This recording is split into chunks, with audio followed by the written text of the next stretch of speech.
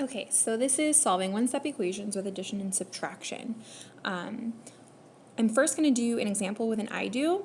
So with your notebook and your pencil, make sure that you're taking notes. Tomorrow I should see your notes with my examples for I do, we do, and then you're also going to submit a you do into Schoology.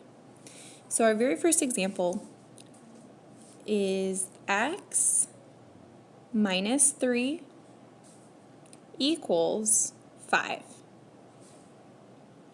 The very first thing that you're going to do is you're going to look at this example, and it's called a one-step because it only has one operation that's being done. So it's x minus 3. There's only one thing that's actually happening to the variable right now. So what we're first going to do is box your x, and you're going to ask yourself, what's actually happening to this variable? Well, in this problem, I have my x, but I'm subtracting 3. So it's kind of like, well, how do you undo that? If you're subtracting 3, how would you kind of undo subtracting 3? So let's say that you had a number line. So here's my number line. And let's say this is 0. And I subtracted 3. That would just mean that I would go back 1, 2, 3 at negative 3. So the question that I'm asking is, how do you undo that? So how would I, if I subtracted 3, how do I actually go back to where I started? That would be adding 3. So what I'm going to do then is I'm going to add 3 to both sides of my equation. And I'm going to draw a line down there just to kind of separate the two sides of the equation. So if I add 3 to this left side of the equation, I would have x minus 3 plus 3. And if I just add down, well, x plus, there's nothing here. This is just going to simply remain x. And then if I add the negative 3 plus the positive 3, well, minus 3 plus 3, we just talked about that. That actually equals 0. So it's really plus 0. And that equals 5 plus 3, which is 8. And then if I simplify this one side, it's going to be x equals 8. And I can box that answer. So x equals 8. And then if I wanted to, I could actually then check that answer. So if I plugged in x with 8, here's my check. If I said 8 instead of x minus 3 equals 5, well, what is 8 minus 3? That equals 5. Does 5 equal 5? Yeah, that actually does work. That is my solution. So x does equal 8.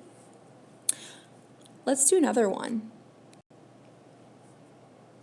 So let's say that I have, let's do 10 equals x plus 6. So I first box my variable, and I ask myself, what is happening to the variable? Well, I see that x is actually adding 6 to it. So what I can do is I draw my line just to separate, and I say, well, how do I undo 6, or adding 6? I can subtract 6 from both sides. Because if I add 6 and then I subtract 6, that actually isolates my variable, which means it just gets x all by itself when I add down. Positive 6 plus negative 6, that equals 0. And then the x plus 0 is x. And then 10 minus 6 is 4. So then I have x plus 0, which is just x, equals 4. So x equals 4. 4 is my solution. Now let's check that. If I have 10, I'm just rewriting the original problem. So 10 equals, instead of putting x, I'm going to put 4 plus 6.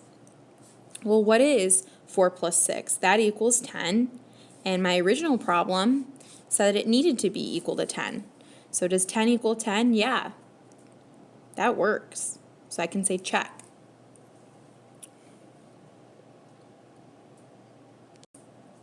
So now let's have you try some.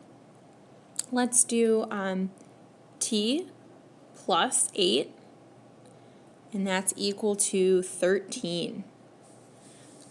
Make sure you box your variable, make sure you draw your line, and go ahead and see if you can solve what t plus 8 is equal to 13, what t would be. The next example that I want you to try is x minus 1/2 equals 18. Also, make sure you draw your line, make sure you box your variable, and then also when you submit this into Schoology, I want to also make sure that you include a check. So after you get your solution, I want you to make sure that you check your solution. That's one of the most important steps, just to make sure that, is your solution actually working in the equation.